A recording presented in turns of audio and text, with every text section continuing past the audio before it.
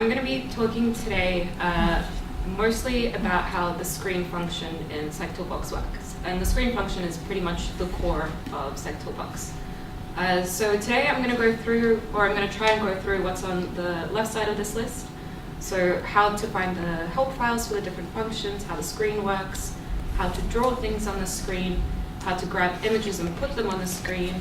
I'm going to talk about motion just in very basic terms. If I have time next week, I'll go into more complicated motion, but I probably won't have time. But I will explain how you might draw more complicated motion. I'm going to touch briefly on sound. Psychtoolbox isn't the best thing for audio, but you can present audio. You can make tones and play tones, and you can also read in any type of audio file pretty much and play them. The problem is you sometimes get some issue with timing, but you can easily use them if you're like presenting feedback in an experiment, then it works fine. But if it's getting to more complicated things, then it's not the ideal solution. And finally, I'm going to touch on, hopefully if I have time, on timing today. I'll expand about this more next week, but I'll go through the basics today. So first, the most important thing, because you're going to be getting a lot of bugs when you're coding in Psychtoolbox, is how to stop the script and close the window. So in a Mac, this is pretty simple. You press Command and period, and then Command and period stops the script running. Command and 0 brings you to the command window, so that you can then type in SCA, which is shorthand for screen closal. And that basically closes the on-screen window that Psychtoolbox opens up and brings you back to the command. And importantly, it's not doing a clear all, so your variables and your errors and so on are all still saved. So you can still debug more effectively that way than doing a clear all, which will clear all the variables as well, and then you're not sure what's going on where. On PC and on Linux, it's fairly simple. On Linux, you can, in most versions, just Alt-Tab and close the window. On Windows, it's pretty annoying. So on some versions, you can also Alt-Tab. On most versions, you're going to have to Control-Alt-Delete and terminate the window. And if you can tab to the window, to the command window, you can also type in SCA, and that'll work. But it's a bit more of a pain. You'll find a general theme in this talk is Windows is a bit more of a pain and sometimes a lot more of a pain. So if you have the option, run your experiments on Linux. Mac is a close second, and Windows is a distant third if you care about things like timing or presenting things accurately. If it's a very simple experiment in a pinch and you don't really care about timing, you're just presenting some things, and you don't really care about reaction times and so on, you can do it. There's no problem, but you won't get the kind of accuracy you would on running it on Linux. And there's a few reasons for that. I'll touch on them as we go through. But you can find more information about all of these on the Psychtoolbox website as well. So the second most important thing after stopping a script is how to get help. So if you type help function name, so for example, help Psychtoolbox or help screen, it'll give you information on the high-level functions. If you're looking for a sub-function name, you would type the function name followed by the sub-function name with a question mark. And that'll give you help on the low-level functions and sub-functions. So for example, if we type screen FillRect, screen is the function, FillRect is the sub-function, we get all of this information and it takes you through, so I can't see the screen. So it takes you through so that it tells you what all of the options are. So this is the window that we're drawing to. And the options that are marked with these square brackets, they're optional. You don't have to call them, but you can call them. And it'll basically outline what all of the options do. And whether you need them, you can decide by reading the help file. So like I said, the screen is the core of Psychtoolbox. It controls the graphics and display hardware, and it does all the drawing functions, or most of the drawing functions. If you're doing 3D drawing or something like that, you'll be using OpenGL. I probably won't have time to talk about 3D drawing, but I might have time to talk about some animations and alpha blend functions next week. It also controls timing, so it's really important for whatever you're doing in Psychtoolbox. And you can get a list of all the functions, sub-functions that are available for screen just by typing screen into the command window. So the way this screen works in Psychtoolbox is you have essentially 2 or more screens. So right now, I have my laptop monitor, and I have this projector. And my laptop monitor would be the first screen, the projector would be the second screen. But the screen we draw everything to is what we call the back buffer. So it's a screen that exists only in memory. You draw all the things there, and then so we draw to the back buffer. And then when we're ready, we call a flip command. And what that does is it takes everything that's being held in the memory screen and flips it over to the actual screen. And you specify which screen you want. So I can tell it to put it on my laptop or to put it on this projector.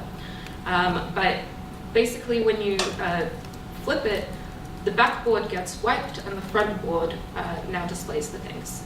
You can have an optional flag to keep the back buffer, but most of the time you won't be using that. You'll just be flipping it and then drawing something else and then flipping it again. Importantly, the order in which you draw things matters. So we put things on the screen, and then it'll draw them in the order we say onto the back buffer, and when we're ready, it'll flip it to the front buffer, and it'll clear the back buffer.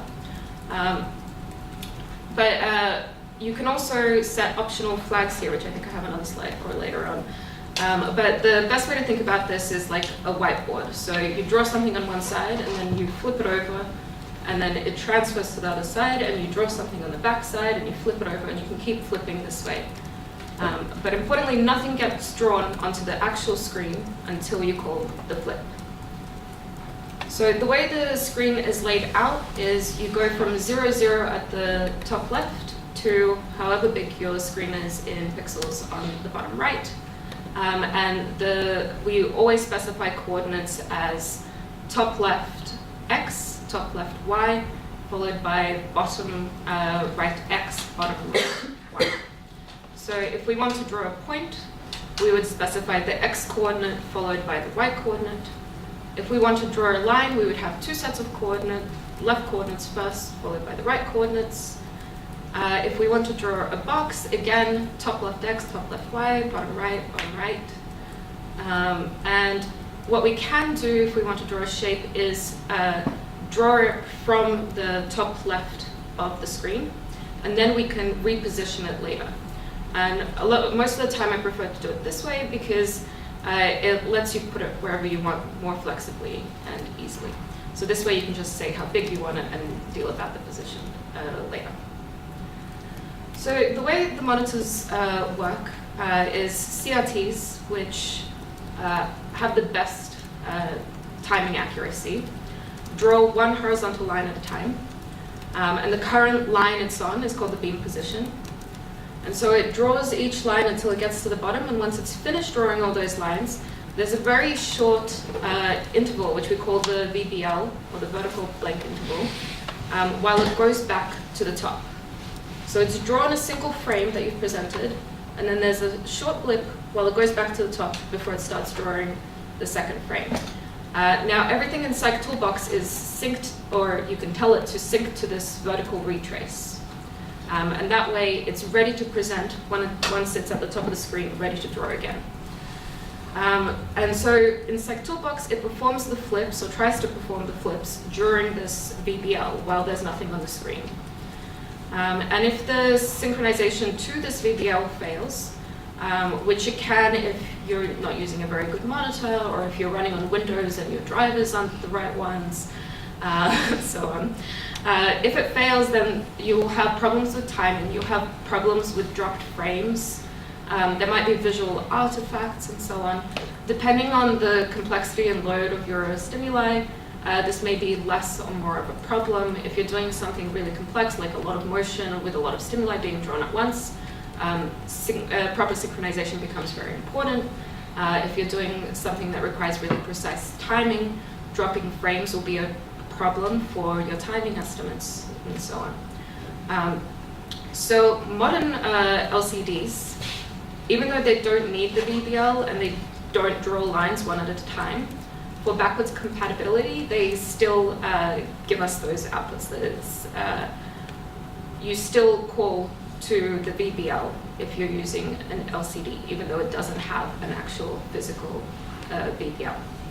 Now, the type of monitor you choose will also be important. There are some good LCD options now for which have accurate timing.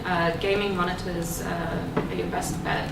And there have been a couple of papers out now comparing monitors. Again, depending on the type of precision you need in your stimuli, you may care more or less about this. So another important consideration is the frame rate of the monitor. So on your laptop, you might not be able to change this. It'll be set to 60 Hertz like it is here. And the frame rate is important because it's what we use to time our stimuli.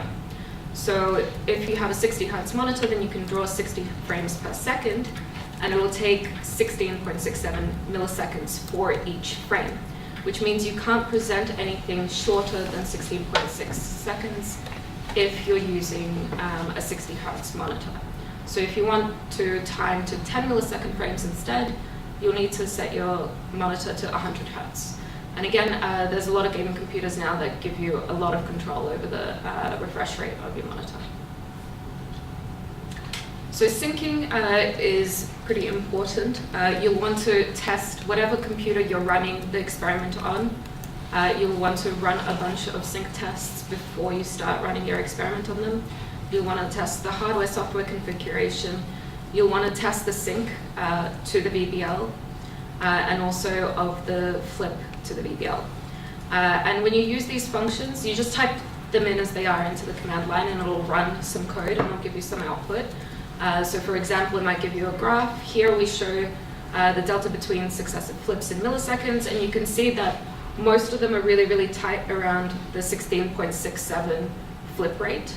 And then there's one big outlier, which Psychtoolbox says it's fine, it's part of the measurement. And it also tells you something like it missed X out of X stimulus presentation deadline. So this is basically talking about how many flips did you ask it to do. So here I asked it to do 600 flips, and how many did it miss? How many was it late on executing? So this is okay.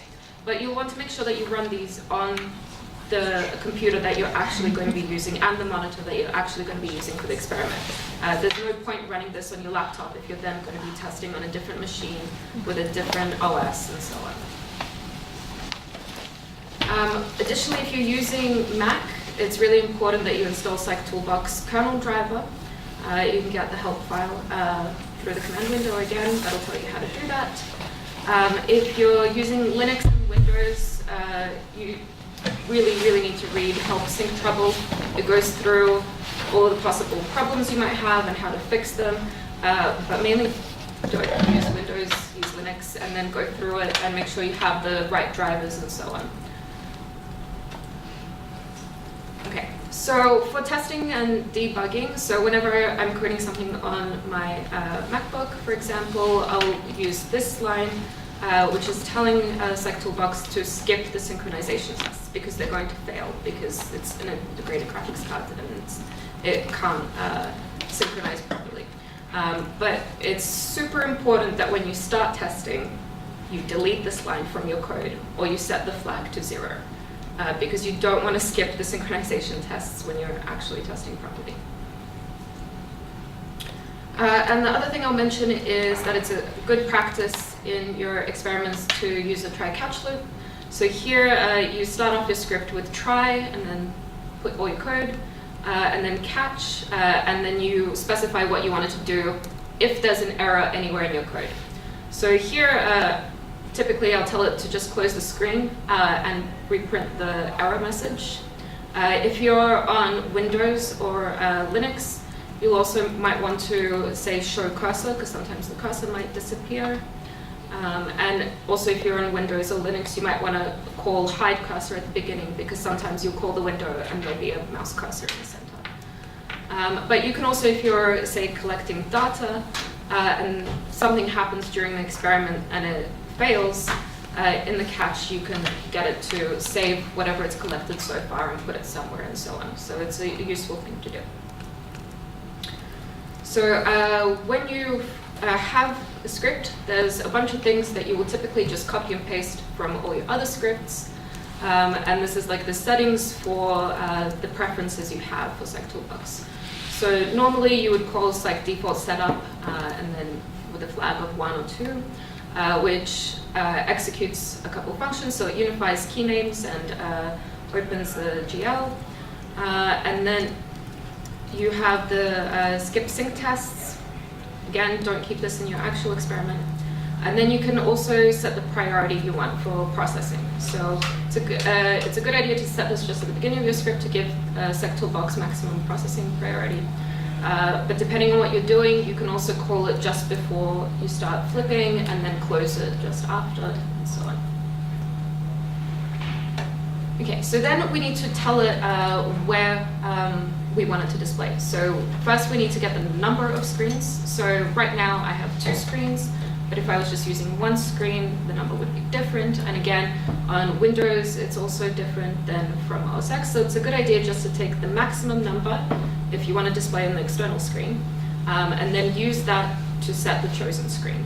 So here we're using screens to get all of the list of screens we have. And then we use chosen screen and take the maximum screen number. And then what we do is we get some luminance values for the screen. So we define white, black, and gray. And then we want to open a Psychtoolbox window.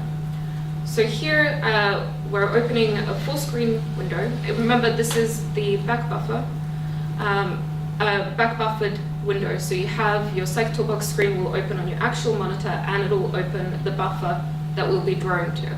And here we've called that W. So this is the window that is the back buffer, and we're opening the chosen screen here. And then we can say what color we want it to be. So you can give a RGB vector to specify a color, or we've just defined black, white, and gray. You can just write black, white, or gray. And there are some optional arguments there as well. There's more than I've listed here, but one of the options is to use a not full screen window. Don't do that. Always use a full screen window if you can, especially if you're on Windows. It has a lot of problems with that. And then we can also specify the size, we can specify the size of the window. Here we've opened a full screen window, but we get the size of the window through FrameRect. So here we have the name of the window and the size of the window. And it just gives you a vector of 0, 0, and then X and Y at the bottom. So it tells you the full screen size. So then we can use that FrameRect, which is the size of the screen, to find the center of a screen, which is really useful because then you have center X and center Y. So when you're coding and you want to put things in the center or relative to the center, you can use those variables instead of each time trying to figure out how many pixels from the left you want to move. Okay, so then we want to get the refresh rate of the monitor. There's also a few other things I'd like to do the first time I'm running the script to double check that the reported refresh rate of the monitor is the actual refresh rate of the monitor. But for simplicity's sake, you would get the interframe interval. So this is the time it takes between between drawing 2 frames. So here, because it's a 60 Hertz monitor, the IFI would be 16.67 milliseconds, because we can draw 60 frames in 1 second. And the Hertz would be the frame rate of the monitor, which is 60. So let's move on to actually drawing things. So all of these commands that I'm about to go through are drawing to the back buffer. So they're not putting anything on the screen yet. So if we want to draw a line, what we do is we call the screen draw line function. The W is the name of the window. The color is the RGB vector. And then we specify the coordinates, which as always are, you start from the top X, top Y, and then bottom X, bottom Y. And you can specify the thickness of the line, by putting in a number there in pixels. Okay, so to draw a rectangle, we have the function called FillRect. And here, again, we're telling it to draw it to W, which is our screen. We're telling it what color we want, and we're telling the coordinates. And again, you're taking the top left corner and the bottom right corner, and that's what you're giving as coordinates. If we want to draw two rectangles, then we just present a matrix where each column is one of the squares we want. So we would present the color of the first square we want, and the color of the second square we want, and then the coordinates of the first square we want, and the coordinates of the second square we want. If we want to draw just an outline of a rectangle, there's a function called FrameRect, and it works the same as the other ones. So you give it a color, you give it coordinates, you can specify thickness. With all of these, there are also optional arguments you can make. So if you want to see what those are, you can type in screen FrameRect ? And it'll tell you what all the possible options you have are. If we want to draw a circle or an oval, we have a function called FillOval. And here it's a little unintuitive because the coordinates you give are the square around the circle. So you would give the top left and bottom right, and it'll fit a circle in the center. We can also draw lots of different things at the same time. So if we wanted to draw a bunch of dots, we could use the function drawDots. And here we would give it a matrix of xy coordinates for each dot, where one row would be the x coordinate, the other row would be the y coordinate, and each column would be each dot that you want to draw. You can also give them all the same size or all different sizes by passing the size option. And same with color, you give it another matrix, or you can just give it one RGB value. And then you can also specify what shape you want, so you have the option of squares or circles or high quality anti-alias circles.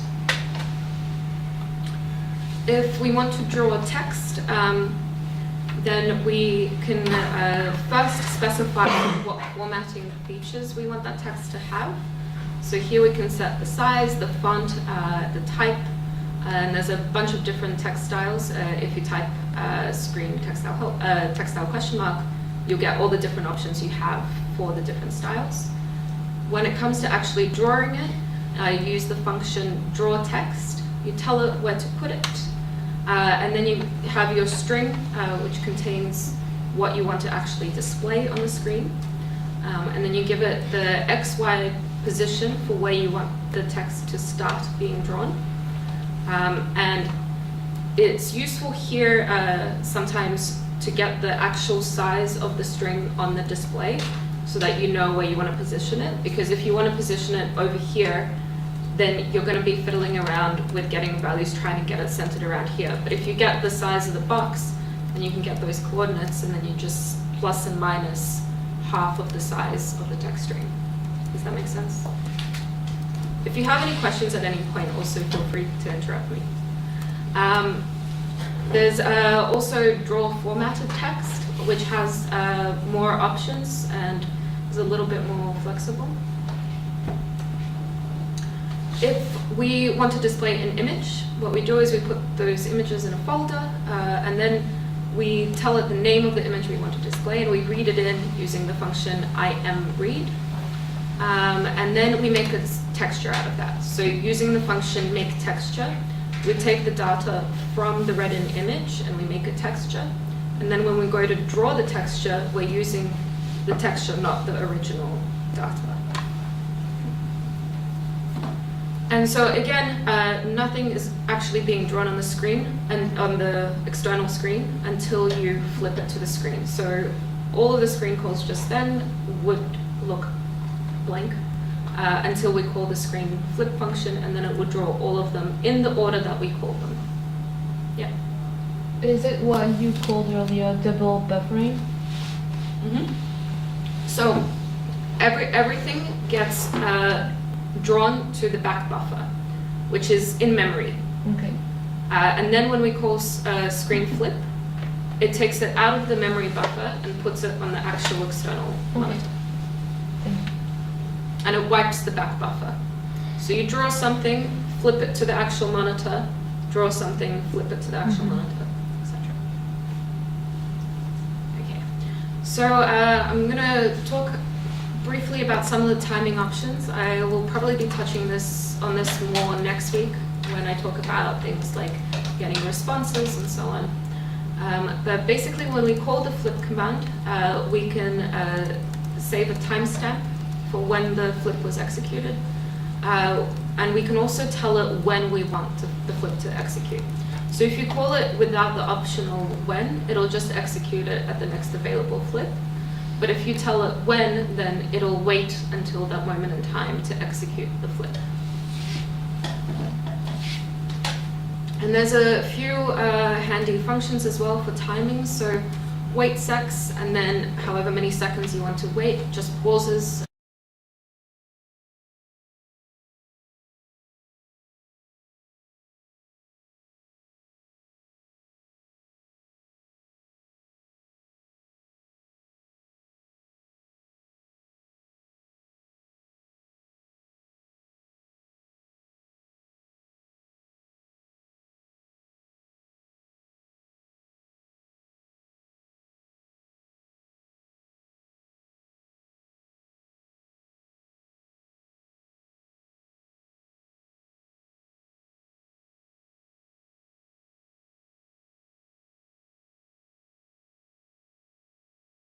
Move so I can see the screen actually.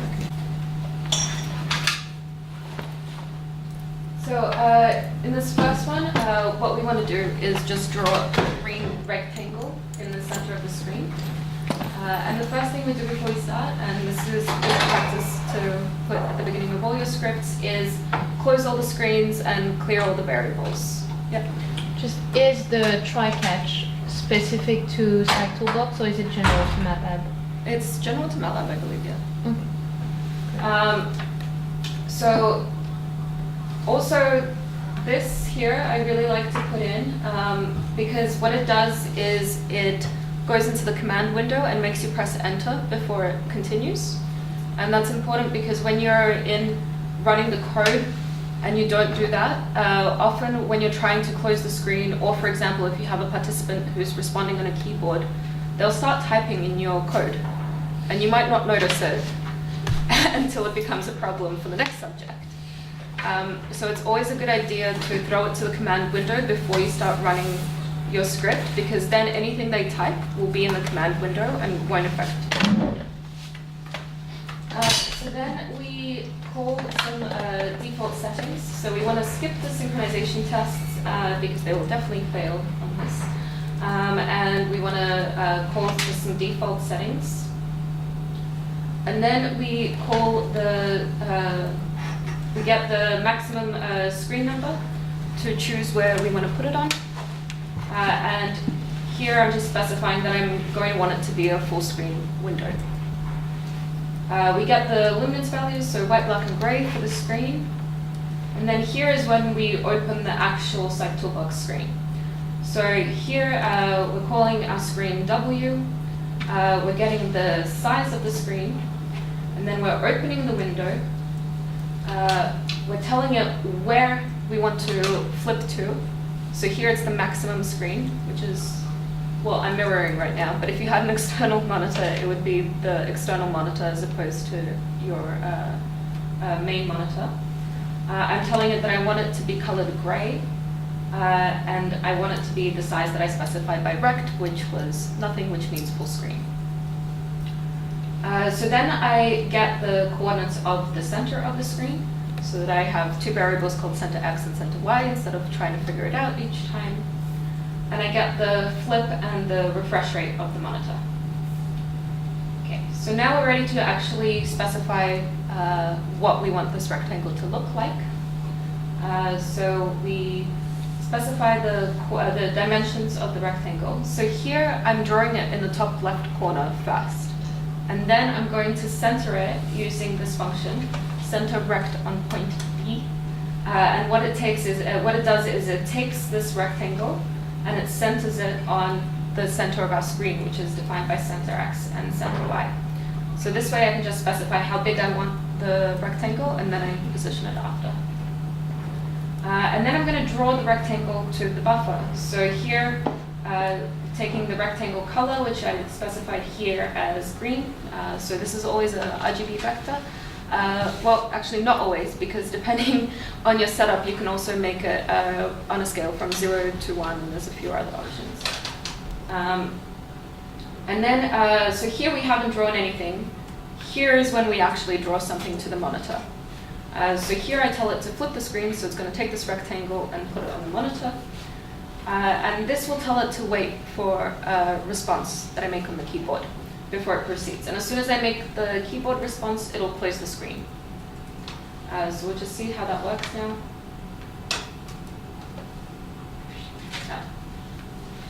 So you can see this start here. This is what I specified in the beginning to make it go into the command window. So now if I type something, it'll be in the command window and it won't hurt my code. So we're just displaying a green square on the screen, and then I hit a key and it'll close the screen. Any questions about that so far? Yeah. Could you elaborate a bit on the skip sync test part? Like here you don't have it, what? The skip sync test? Yeah, I mean if you have it. Oh, I have it here. This is a different option. So if you put 0, Okay. then it tells it don't skip the sync tests. 1 and 2 are telling it different types of skips. Okay, so you're actually skipping this? Yes. Yeah. And is that a bad thing? Well, here I'm not collecting data. Okay. So if I didn't skip the sync tests, it would fail a lot and yell at me a lot, and sometimes the code would crash. But on an actual computer, you want it to yell at you because you want to know if there's a problem with your code. And it's not going to work on this setup. Well, actually, this script might work on this setup. But anything a little bit more complicated won't have accurate timing all the time. So it'll sometimes crash. And it'll also yell a bunch of things at you, which you don't really care about until you're ready to actually check whether the things work. So ideally it shouldn't yell at you at all, or it can give a few errors and you don't care? And well, it depends on what you need. So if you don't care about having a really precise timing, say you want to display a picture for 1 second, and you're okay if it drops 1 frame, so it presents it for 16 milliseconds less than a second, then you can ignore if it tells you, hey, we missed a frame. If it's telling you we missed 100 frames, that's 160 milliseconds. Depending on what you're doing, that can be really important. And if you really care about your timing, then you need it to be 0, and you need to do all this. Well, you should be doing all the synchronization tests anyway to make sure the setup is good. But how much you care about the types of errors you get will depend on what you want to do with it. Ideally, of course, you want to have a perfectly running system that doesn't have any timing issues. Okay, so in this one, what we're going to do is present the same green box again, and we're going to alternate it with a red box. So it's just going to go green, red. All the front stuff is the same, so I won't go over that again. We make the same rectangle size, but now we have 2 RGB values. So one for the first rectangle, which is green, and one for the second one, which is red. And we center both on the center of the screen. And here, the best explain. I'll take you through this loop first, and then I'll come back here. So here I'm telling it, while you're checking the keyboard for any responses, so if someone presses a key, it'll exit out of the loop.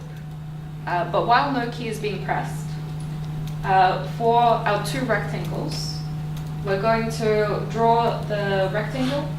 We're going to tell it the color, depending on if we're on rect 1 or 2, and the rectangle position, and then we're going to flip it. Now here, the flip command we're giving it is giving a when. So the when here is given by the VBO, which we call right before we start drawing things to sync us to the retrace, sync to the BBL. So that'll be our initial like baseline time point. Plus wait frames, which is I defined here, telling it the number of frames to wait before it executes the flip. So here it'll wait for 20 frames before it does the next flip. So what that means is it'll stay on the screen for 20 flips before it's replaced by what's on the back buffer. Does that make sense? Okay.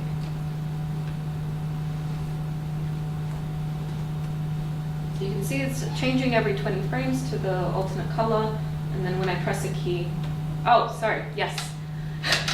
I remember why I wrote it this way. So this was an example of why this doesn't always, isn't always the best solution for timing a stimulus, because you're waiting before you do the next flip and you can't exit out of it.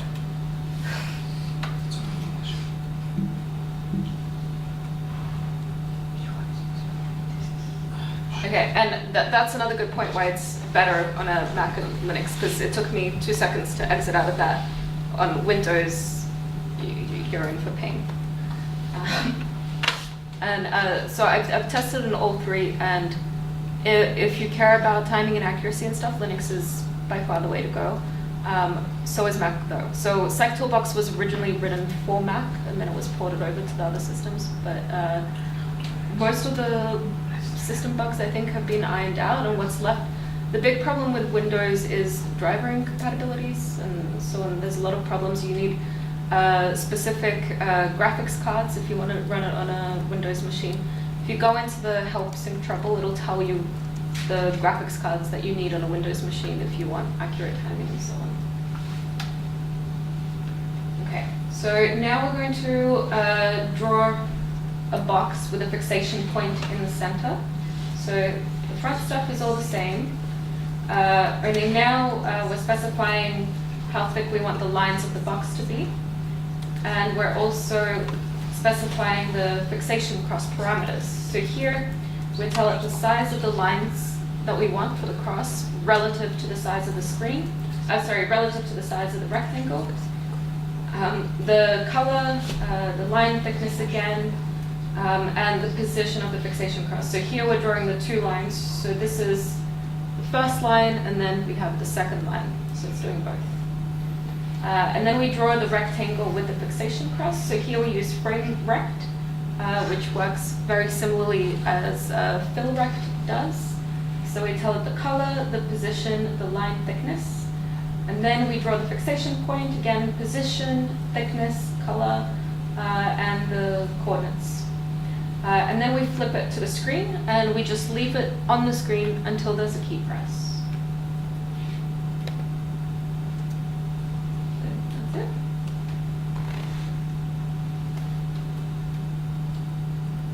Okay, so we're going to get a little bit more complicated now. So again, all the front stuff is the same. I just copy and pasted.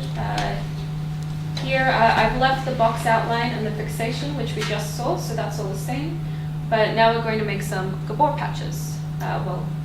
One, but we're going to have it rotate every so often in orientation. So first we specify the color we want, the dimensions we want, phase, frequency, all the stuff that you need to make a Gabor patch. And then we put all the Gabor specs into a matrix, and we use those specs when we draw the Gabor. We use the function create procedural Gabor to make the Gabor texture, and we also define the orientations we want. So here it's every 45 degrees that we want. So we're going to draw now. So first we draw the box, and then we draw a fixation point. Here's a little demo of draw formatted text. So I want it to say, press any key to start, and I want it to display in the center of the screen and also of the box. And then we're going to flip and wait for a key press before we just draw a blank box with a fixation cross in the center, and then we leave that for a second. So we're going to draw box and text, and then box and fixation. And now we're actually drawing the gabor. So we have 5 different orientations that we want. And so we're going to draw the frame again, because remember, every time we flip, we're wiping the back buffer. So we need to draw all the things that we want on the external screen again. So we draw the rectangle, and then importantly, we draw the gabor before the fixation point, because order matters. So whatever order you draw it in is the order that will be drawn onto the screen. So if you have something that's going in the same position as something else, whatever was called last will be on top. The exception to this is if you're using alpha blending or transparencies, where you can set different transparency levels and so on, but the order will still matter there. It'll just be, you'll be able to see through it. You mean that instantaneously, but they're superimposed? So they're drawn into memory one at a time, but when they're flipped, it's instantaneous. But they're superimposed on top of each other, so you Yes. So the last one will be the foremost Yes. at the front. Yes. So if right here, before this flip, I drew a giant rectangle the size of my screen and colored it the color of my screen, then when I call flip, I won't be able to tell the difference because it'll just look like my screen. So to draw the gabor, we use the function draw texture, and we put in the gabor texture. There's a bunch of options. You can see here I left a bunch blank, so you can omit options if you don't want to specify something, or you want to use the default option. You can just use square brackets with nothing in them. If we didn't care about anything over here, I could just end it here and not call any of these. But because I want to call something that's in the 5th position, if I don't want something in the 4th position, I can't just skip it because it'll change positions. I have to tell it I don't want this, or just do default. So position, the order in which you call things is important, and you can get the order from typing in the help function names.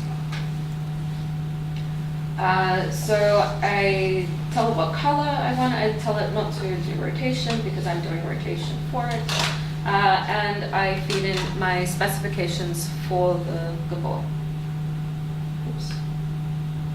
And then I flip the screen and I wait 1 second, and then it'll go and do it again. But it'll change orientations this time. Because here I'm telling it to choose the orientation for where it's at in the loop. Okay, and then after it's drawn all 5 orientations, I'm telling it to just draw the box with a fixation cross again, flip it, and then wait for me to press a key before exiting. Just so you guys can see what this looks like.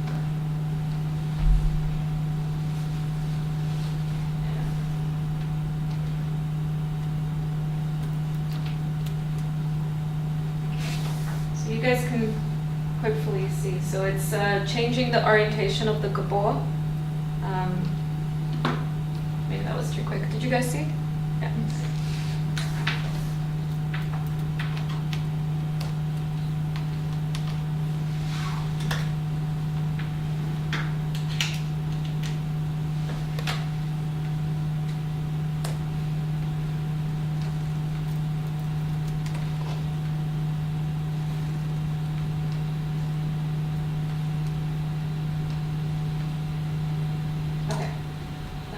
So in this one, we're going to take a bunch of images that I have in a folder and put them on the screen.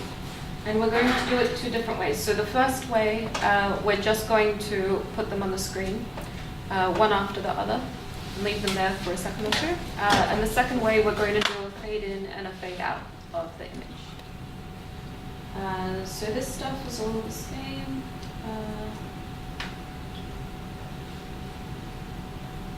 Okay, yeah. So first I tell it where the folder is, and then I get the directory of that folder, all the files that have that are JPEGs, and then I see how many JPEG files are in that folder, And then I make a vector of the number of files and I shuffle them so that we randomize the order. And I'll talk about different ways of doing shuffling and randomization and so on next week, but this is just quick and dirty. So then we go for each image. We first get the name for the chosen image, and then we get the full path for the chosen image, and then we use the function makeTexture to read in the image that we specified by image path, and turn that into 5 different textures, 1 for each image. And so then I'm going to want to tell it what I want the dimensions of the image it actually displays on the screen to be. You can also get the read in the aspect ratio of the image if you want to keep the dimensions and scale it on the screen. And there's other things you can do with this. But here I'm just going to tell it relative to the screen size, how big I want the image to be. So I give it the length, the height, and the dimensions relative to the center of the screen. And then we're going to draw the images. So for each image, we're going to call draw texture. We're going to specify what image we want and give it the dimensions where we want to put it. And then we flip and wait for 2 seconds. And then we clear the screen, so we just put a blank screen up at the end and wait another second. And I'm going to comment this stuff out for now. We'll go through that in a sec. So I'll just show you what that looks like.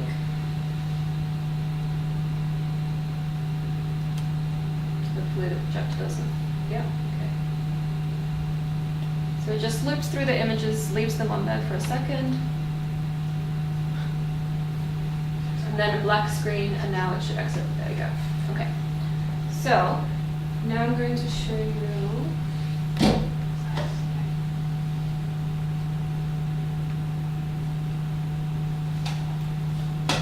how we fade in and fade out.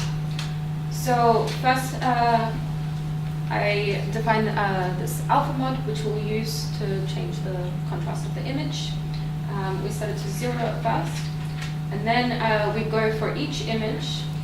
While this variable is less than 1, we're going to keep flipping. But each time we flip, we're going to add 0.01 to the value of alpha. So each time it goes through this loop and flips the screen, we're going to increase alpha just a little bit. And this will modulate the contrast of the image. So each time we flip, we get a little more, little more, little more. And then when it equals 1, when it's at full contrast, we'll stop. And then we'll wait a second. And then, while it's bigger than 0, we're going to do the reverse. So each time we flip, we're going to subtract 0.01 until we get back down to 0, and then it'll stop. And then once it's gone through all 5 images, it'll just close out.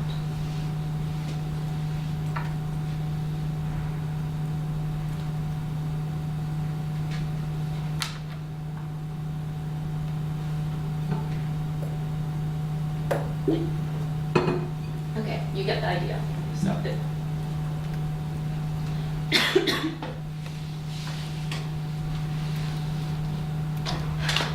Okay, so we're going to talk a little bit about how to make a simple motion. Margot, am I going to 7:30 or 8? Sorry? 7:30 or 8? You're going to 8. Talk about simple motion. So the front stuff is all the same again, but now we're going to draw a circle. So first we tell it what radius we want, how big the circle we want. We tell it what speed we want the circle to move at. So here this is in pixels, so along the x-axis we're going to do it. And the x position is going to just be the center. So while I haven't pressed a key, what we're going to do is we're going to update the position on the x-axis by adding 15 frames. So every time we flip, we're going to add, sorry, not 15 frames, 15 pixels. Every time we flip, we're going to add 15 pixels to the x position, which will move where our circle is being drawn, 15 pixels. And when we whip through it quickly, it'll look like it's moving across the screen. But what we're also going to do is if the X position minus the radius of the circle is bigger than the size of our screen, what we want to do is we want to take that circle and bring it back around to the left side, but minus the radius of the circle.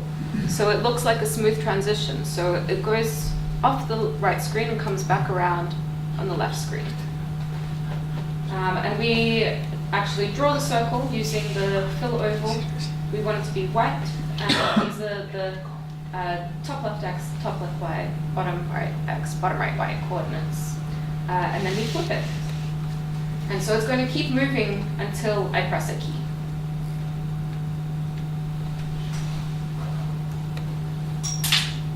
Cool. So as you can imagine, you can generate all sorts of different motion just by moving the position where you're drawing by some amount or at some point based on things you specify.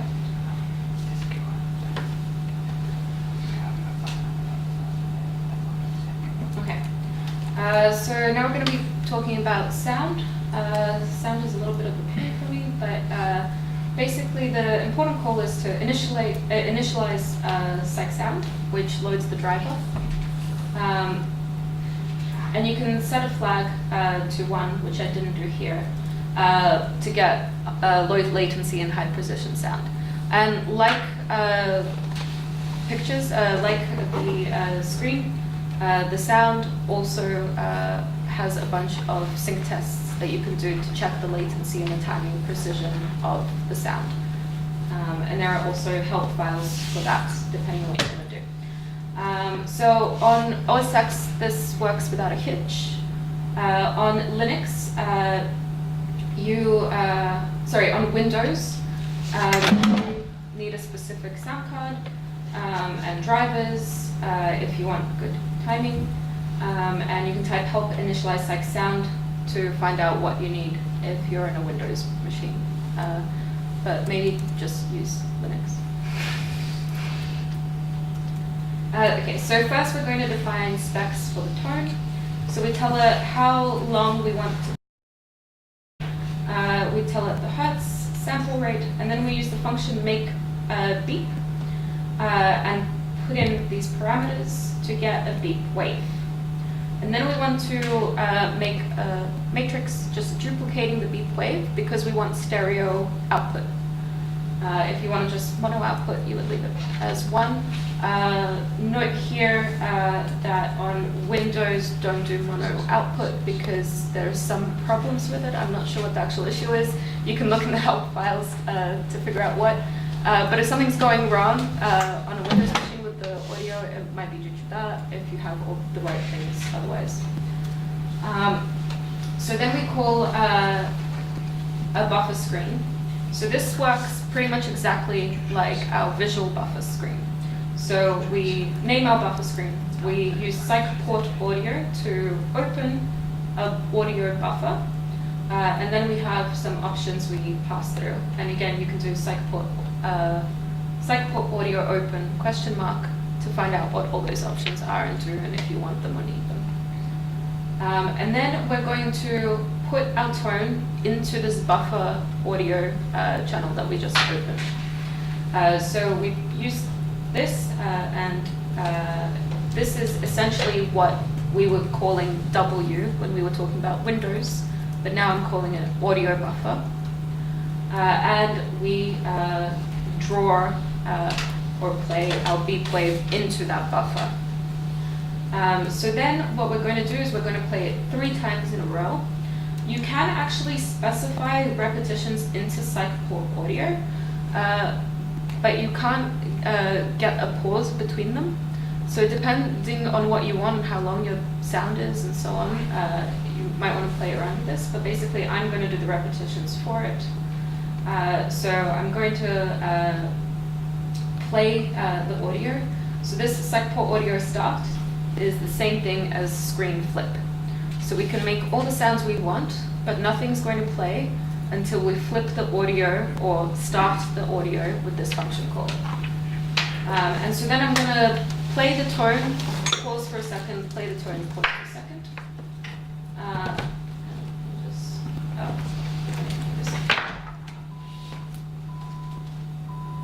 okay, so they just played simple tone.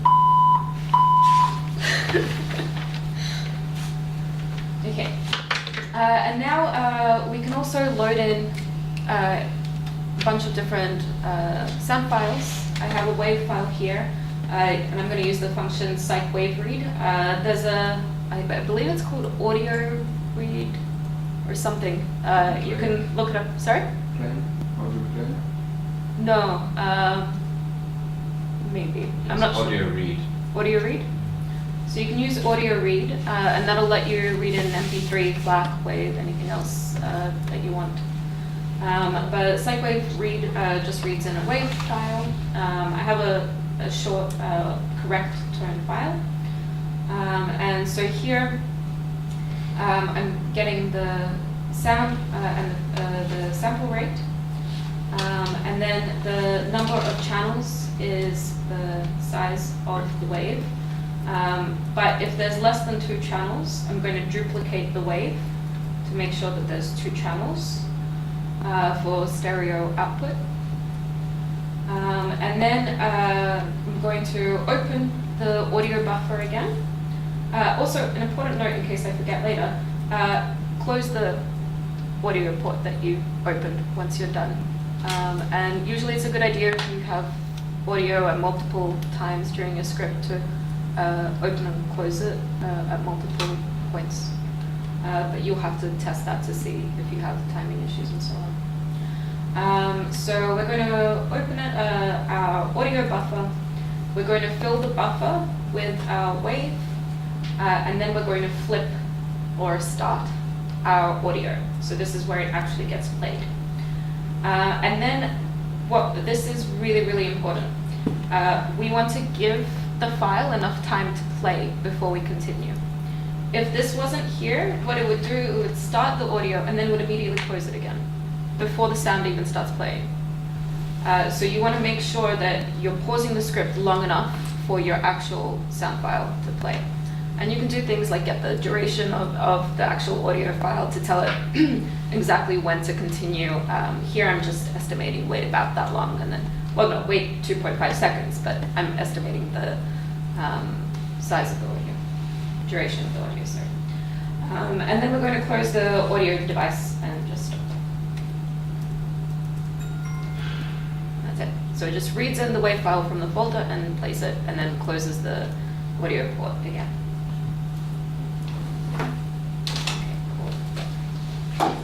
And so lastly, I'm going to talk about a few different ways to time presentation of stimuli. So far, I've shown a couple ways, but they're not actually the best ways, and actually probably the worst ways. So here are better ways to do it. So we're going to use the same example from making a box with a fixation cross in the center. Yep. Sorry, can you explain again what happens if you don't do the weight sex? Okay, yeah. So here, I can show you. If I don't do the weight sex, nothing happens. Because the problem is, it's opening the audio buffer and it starts to play, but as it starts to play, it goes to the next line. And in the very next line, I'm telling it to close the audio port. Ah, okay. So it immediately nothing starts is- to execute closing the audio port before the sound. So nothing is played, or just the few milliseconds, the few first milliseconds by the time he reads the It next won't even be line? milliseconds. No, it'll just It'll close get it like down. 2 samples out. It might make it quick, but it's that. Okay. Yeah. So it's really important if you're opening it, and if you don't hear anything, check that you're giving it time Okay. to actually execute, and that you're not just immediately closing it, because that could be the problem.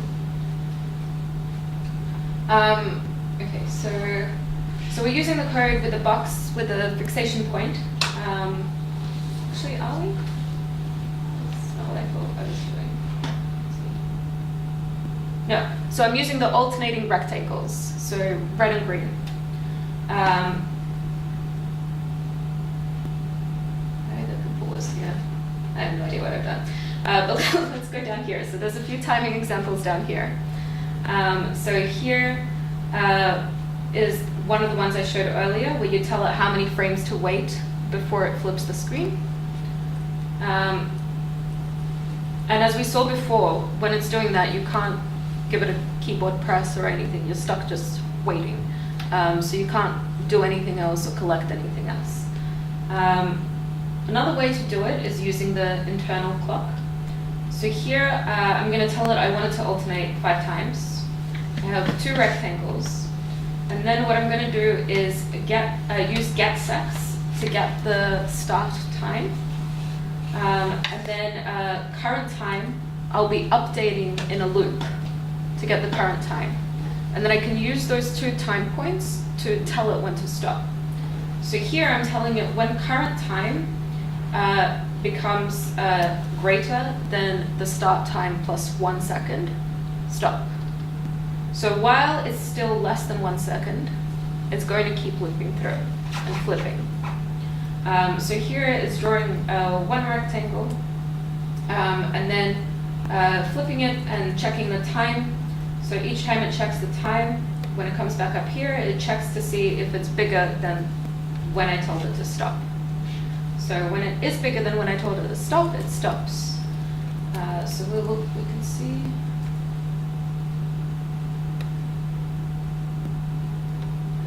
That's better.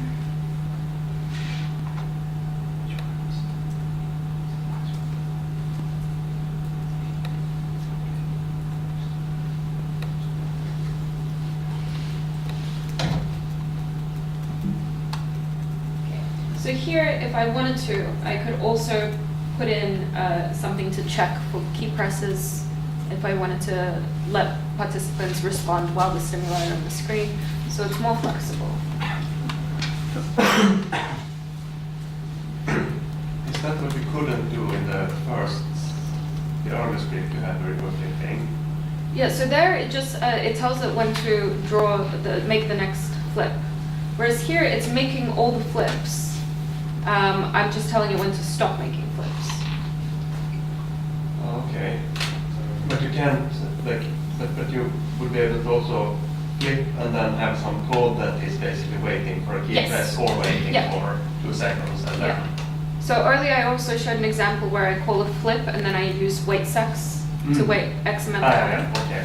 So that does what you're saying. With the wait frames, you're telling it to wait that many frames before drawing the next thing. So it sits there waiting before it can draw. So it's waiting in the background, so it's Exactly. yeah. Whereas this way, you're telling it to flip it and then wait.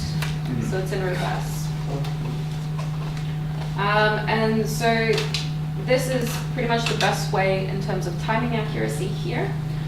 So here what we're going to do is instead of using time, we're going to use number of frames. So we're going to, first of all, change wait frames back to 1. So we want it to draw every single frame. And then we tell it how many frames we want it to draw. So here we get our IFI, which, if you remember, is 16 milliseconds because the refresh rate is 60 hertz. And we want to find out how many frames can we draw in 1 second. So we can draw 60 frames in 1 second because that's the refresh rate. So that's how many how many times we want to flip. And then we call a screen flip before we start writing the code to get the VBL. And what this does is it syncs it to the VBL retrace and makes it so that when it's time for the next flip, it'll be flipping on the VBL.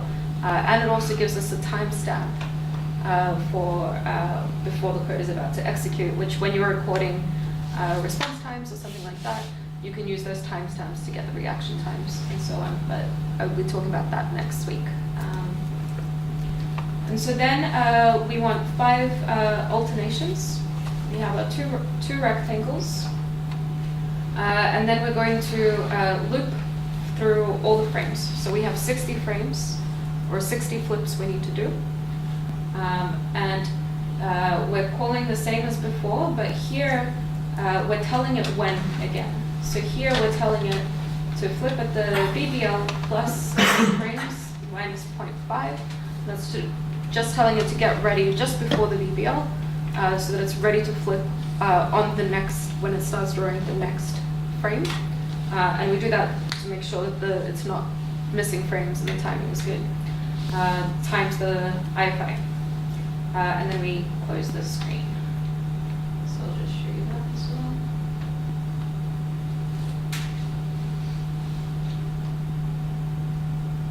So this time, remember, I'm telling it to display for exactly 1 second.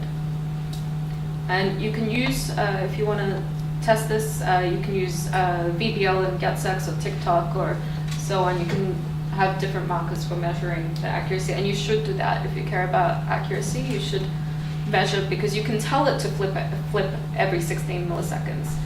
But you need to make sure that it's actually doing that. And so you do all the sync tests to check that, but you also want to check your code. So when you're testing your scripts, do TikTok, do whatever you need to make sure that the actual flips are the durations that you want. Okay, cool. So that's all I had planned for today. Next week, I'm going to be talking about how to get responses, so using a keyboard, using a mouse, how to set up your trials, trial structure, randomizing things, drawing conditional things, and so on. How to save and export your data. Hopefully, if we have time, going through how to code a full sample experiment, so you can really see how you would structure and lay out everything in an actual experiment as opposed to a demo. I'm going to talk about how you should test your code to make sure everything's good, and then just some tips and tricks for cool things you can do to make your experiment better.